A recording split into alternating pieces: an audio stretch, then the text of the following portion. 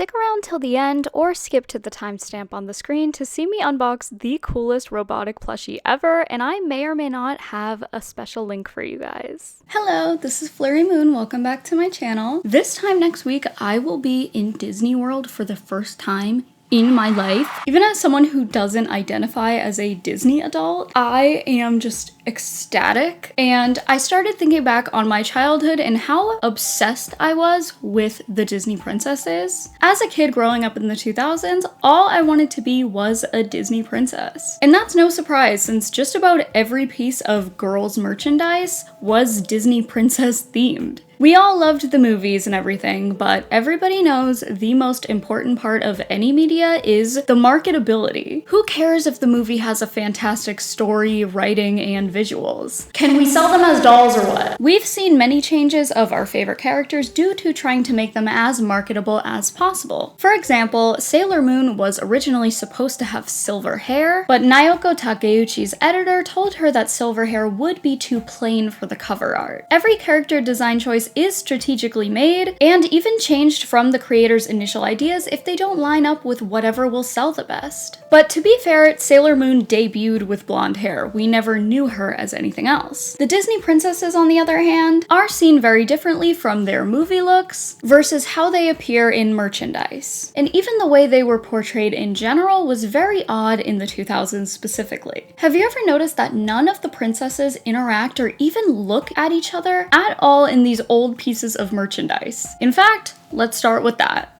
This whole thing, although seemingly such a non-issue, is something I find so silly and fascinating, and for a fairly short video like this, I just wanted to talk about it. If you don't know, the pink void, a term coined by the TikToker Babbity_Kate, who makes all sorts of content, but most notably her Disney videos, are the ones that resonate with so many people, including me, and again, I'm not even like a Disney adult. I like Disney stuff, but I've never been like super hyper fixated on it. The pink void is a theory and mostly just something that fans have noticed over time, but specifically this creator was the first one to call it the pink void and really talk about it on social media. So what is the pink void and why does it sound so ominous? This theory refers to the 2000s merchandise of the princesses typically all stacked over each other, not interacting with each other or their surroundings, almost floating over a plain pink background or void. This style was a staple when I was a kid, and just about everything I owned, including these characters, followed this specific formula. Babbity Kate explains it pretty well right here. Even though you might see multiple princesses on the same object, they aren't together. They aren't sharing the same space. They're just separately in the void. It's one of those things that once you see it, you can't unsee it. That the princesses are always looking in different directions. But if they're looking in the same direction, you follow their eye lines, and their eye lines never cross, never looking at each other or looking at something together. It's just a specific visual of the princesses stacked against each other and looking in different directions. And she's right. Once you see it, you can't unsee it. She also clarifies that the void isn't always pink, and it's true. Most of the time it is, but sometimes it's blue, purple, or even like a sparkly background. But wherever it is, it's not usually a place. So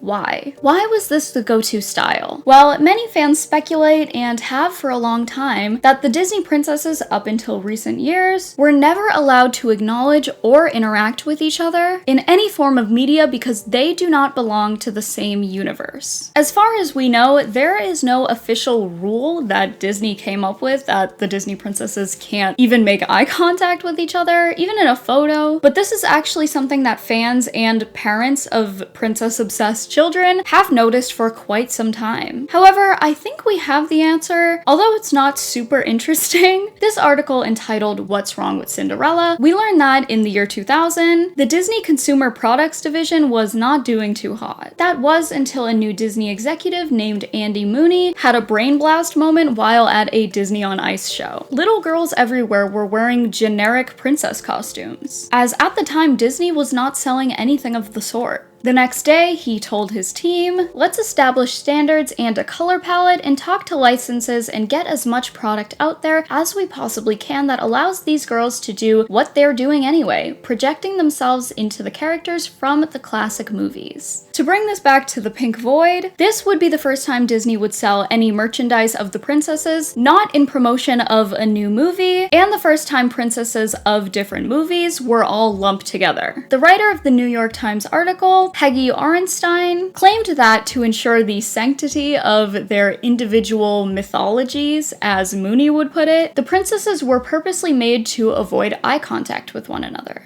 The only thing that's a bit unclear about this, at least from this article, was this strictly Andy Mooney's idea and preference for their merchandise, or did Disney step in with this request? The only time in the 2000s we would ever see the Disney princesses interact was at Disney World itself. However, this isn't the case for every single photo. There are a few random photos from the 2000s that do include the princesses somewhat interacting. You can argue that just because they're in the same setting, that does not mean they are actually looking at each other. But the fact that there are only a few cases of this honestly kind of proves the point even more that this is a thing. You know what I mean? It's just more of a question of if this was the only way that the princesses were portrayed. Anyway, why are we talking about this? Well, tons of commenters, specifically on TikTok, have basically been like, why are we talking about this? This is such like a non-issue. But the point is, there is no issue with the Pink Void theory. It is simply a marketing strategy, and an odd one at that is interesting for longtime fans to look back on and notice for the first time since they were kids.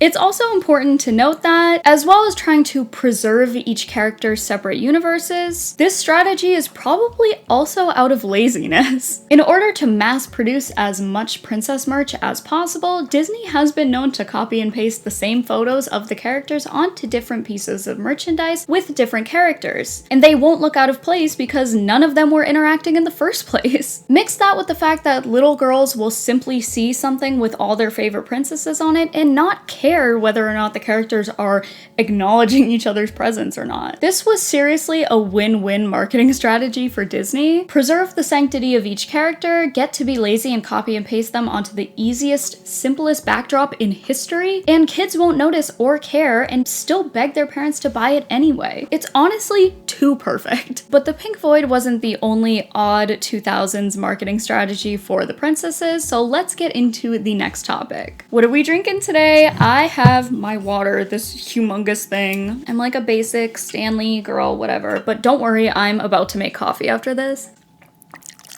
Dress color changes. So, have you ever gone back to watch the original Cinderella movie and realize, what the F? Her dress is not blue, like at all. This girl's dress is pure silver. I'd say closer to white than blue. Even comparing the dress to her surroundings, such as the fairy godmother's cloak, that is blue, Cinderella's dress is closer to the fairy godmother's hair than to her cloak. In other lightings, there's absolutely, without a doubt, a bluish tint to her dress, specifically in the scene where she is dancing with the prince, but it's more of an undertone than the star of the show. Okay, another thing with that whole blue tint thing, I forget the dude's name, I don't even care about him. The Prince Charming, I don't know, who is he? He wears a white shirt, and his shirt looks almost like just as blue as Cinderella's dress. Literally the only thing making her dress look blue is the moonlight, and Prince Charming's shirt is literal proof of this. So, returning back to the 2000s merchandise, why is this girl in the bluest blue you've ever seen? Well, like before, we don't have an extremely solid answer, but fans have speculated for quite some time, so we can assume a few different factors. One, which is the most likely scenario in my opinion, for merchandising purposes, parents may feel weird about their little small child running around in what seemingly looks like a wedding dress.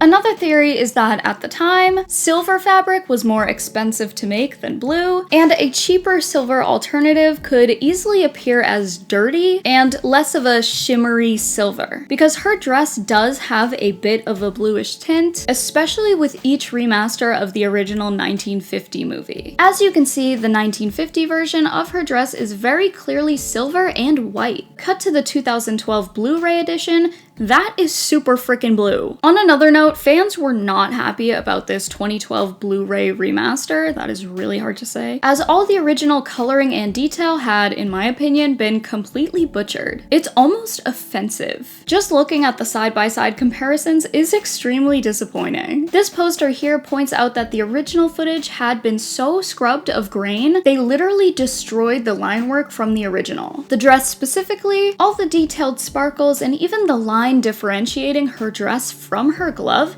is completely gone, blending them together. And of course, the dress is unmistakably blue. This was probably done because kids were so used to seeing Cinderella in her bold blue dress in all of the merchandise, they might have been confused upon seeing her original design. But what if I told you Cinderella was not the only one who was stripped of her original style? Another great example, Aurora or Sleeping Beauty. I have to say, I didn't really watch this movie all too much. There was just something about it that didn't click with me as much as, like, Cinderella. However, I would say that Aurora was my favorite because as a blonde child who was obsessed with the color pink, still am, at least for me, I typically chose my favorite based on who I thought looked like me the most, which is another reason why I feel like representation is so important, but that is literally a whole nother tangent. So you can imagine my surprise upon first watching this movie and realizing that girl does not wear pink for more than 1 minute at the very end of the movie. She wears blue. Babbity Kate also did a whole like mini series on this, and if you're interested, I strongly advise to go to her TikTok and watch everything because she is so passionate about it and knows much more than me about Disney. Because what business does Aurora have being in a pink dress in the first place? So Aurora's dress is actually blue. The simple solution as to why this was changed, for marketing purposes, they probably wanted to easily differentiate the two blonde characters, as Cinderella is already blonde and wears blue. But as we just discussed, Cinderella's dress isn't even supposed to be blue.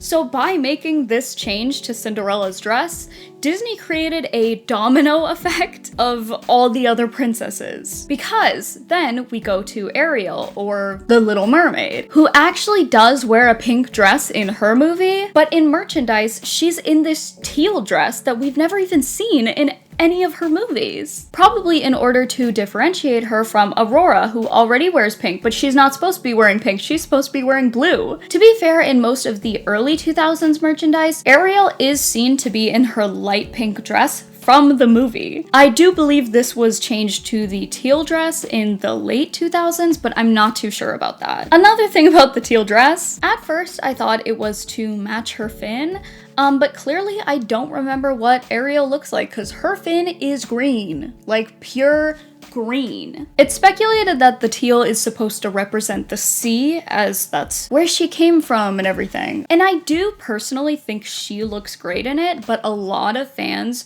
do not like this teal dress, okay? There is like a hate train for the teal dress. I'm not sure why they didn't just put her in green, because at this point Merida wasn't a thing yet. I do agree though, it is kind of random. Anyway, let's move on to the merchandise today. We talked a lot about the 2000s merch, but let's see how everything's going right now. It seems as though after the Wreck-It Ralph movie, Ralph Breaks the Internet, which clearly depicted all the Disney princesses interacting, speaking, and making eye contact with each other, the pink void has almost officially been retired. However, that does not mean it's gone for good. Tons of princess merch still features the characters floating in the void, but most of the time now we see the princesses interacting in ways that almost imply they are posing for a group photo with their friends. This not only implies that they are sharing the same space, but they're aware that they are getting their photo taken, which I think is pretty interesting. It is really nice though to see them all be friends, you know? I do feel like it was honestly kind of eerie not seeing any of the princesses even act like they know each other's there. Like that's a little creepy to me. So I do appreciate that they're like posing for photos and they're being cute and stuff. So I don't really see anything wrong with this, and most people don't. Another Another thing to note, the poses are very different from what we saw in the 2000s, down to the facial expressions. It has been pointed out that many pieces of merchandise portray the princesses with more of a determined look on their faces, as opposed to their original pretty dainty poses we were so used to seeing them in. This probably comes from the last decade or two of fans realizing that the stereotype of the damsel in distress who needs a man to come save the day is not only boring and overused, but it doesn't really send the greatest message to little girls that you need a man to have your happily ever after. There have, however, been redesigns that fans aren't too happy with. Once again, with Cinderella, that poor girl, was given a completely different hairstyle than she initially had, which, although I don't think it looks bad per se, it just doesn't look like Cinderella, you know? And that's another thing I've noticed with the redesigns. It seems like their hair styles are all kind of made to modernize them, which I personally just don't really like, because why are we trying to modernize princesses? I think the beauty of these princesses are that you can tell which one is from a different time period. Like Snow White, I believe she was the first Disney princess. Like, that is so cool to think of like how old she is. Like, I don't want to see her in like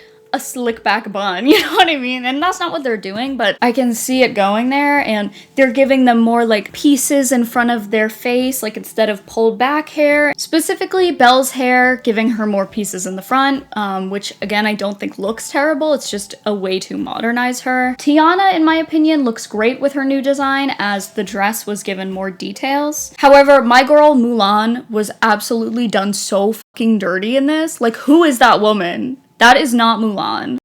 Okay, so before I end this video, I was just sitting around doing nothing, clearly by how freaky I look right now. And all of a sudden, I got this box from Chonker. They are a new plushie brand. They are known for their realistic looking cats. They do like cat bags, all kinds of like little purses. They do like dog plushies too, just all kinds of cute animals and stuff. They were so sweet to send me this interactive robot cat. I am extremely allergic to cats, and I've always wanted a cat. I actually just moved away from home, and I really miss my dog, so I think this is gonna be a fun way to numb the pain. So let's just get right into it. Look at this cute little box. Oh my god, it's like a little bag. How cute. All the directions and stuff, which I'm definitely going to need to read. There's a brush. Oh my god. Shut up. Are you guys freaking seeing this? It feels like a cat. It feels like a cat. My brother has cats, and I thought it was so cute. I kissed it on the face, and then my lips like blew up, like they got so swollen. So now this cat, I can kiss. Oh my god, I'm so happy. Okay, I'm gonna come back with this all sorted out. He turns red when he's plugged in, and then like there's like a little blue light, which means he's on. So you can mess with the volume, which is pretty cool. He responds to certain things, so he's purring right now. Percy! He answers! I love him! This is adorable, and you can customize the name if you want to change it from Percy. And these are so soft, like they're the... Oh, was that bad? Little guy. I love him, and comment below what you guys think I should name him. Not only could this be a great gift for kitty lovers with allergies like me, or for those who don't have the means to care for a real pet, Percy could be the perfect gift. He just responded to me. Percy could be the perfect gift for Mother's Day, as he acts as an emotional support for the elderly as well as any ages. The instructions are super simple, and I got him all set up in no time, but I would never leave you guys without a special little discount. So if you click on the very first link in the description, you will get 10% off your purchase. Thank you so much once again to Chonker for sending me this little guy. I already love him so much, and I'm pretty sure I accidentally fooled my boyfriend's mom. She walked in, and I really do think she thought I got a cat. Anyway, I hope you guys enjoyed this video. I know it was like super freaking short, but I go to Disney next week and I won't have a lot of time to do much editing, so this will probably be the last video you see from me, at least for the next week. I think I might skip next week. I'm really sorry. I thought about trying to do something, but I realized I don't think I'll be able to sit down and film in Disney, and I think I probably need a bit of a break. However, I might film like a vlog or something, just to give you guys something, but I don't really know how you guys would feel about that. Maybe you wouldn't like that at all. So I really do love you guys, and thank you so much for all the love recently. I am at 18,000 subscribers, which is like what the frick? I love you guys, and I'll see you next time. Bye!